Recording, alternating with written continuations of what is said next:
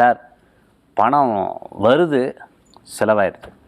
சில பேர் 1000 சம்பாதிச்சா 1000 ரூபாய்க்கு செலவு இருக்குது, ₹1,00,000 சம்பாதிச்சா ₹1,00,000 செலவு இருக்குது. கோடி ரூபா சம்பாதிக்கிறேன் சார், ஆனால் கோடி ரூபாய்க்கு செலவு இருக்குது சார். எல்லாரும் வெளியில் பார்க்குறதுக்கு ஓ பிரமாதம் அப்படிலாம் சொல்கிறாங்க. ஒன்றும் கிடையாது. சேமித்து வச்சா தானே, இடம் இருக்குது, வீடு இருக்குது, எல்லாமே தோட்டம் இருக்குது, ஆனால் காசாக கையில் இல்லையே சார் அப்படின்னு வருத்தப்படுறவங்க எத்தனை பேர் இருப்பாங்க இல்லையா? இப்போ பணம் தங்கிறதுக்கு என்ன பண்ணுறது அப்படின்னு பார்த்தா குபேரர் தான். எப்பவுமே குபேரரை டெய்லி பிரார்த்தனை பண்ணிட்டு குபேரரை டெய்லி வணங்கி குபேர கலசம்னு சொல்லுவாங்க. சரி, ஒரு கலசம் குபேரருக்கு வச்சு ஆராதனை பண்ணி பூஜை பண்ணி அஷ்டோத்திரம் ஜபிச்சு நைவேத்தியம் நல்ல நைவேத்தியம் பண்ணி தீபாரணை காமிச்சு அந்த தீர்த்தத்தை புரோக்ஷணம் பண்ணோம்னா அவ்வளோ விசேஷம், அவங்களுக்கு நல்ல பலன்கள் சேர்ந்து வரும். குபேர வழிபாடு ரொம்பவுமே சிறந்த ஒரு வழிபாடாக அமையும்.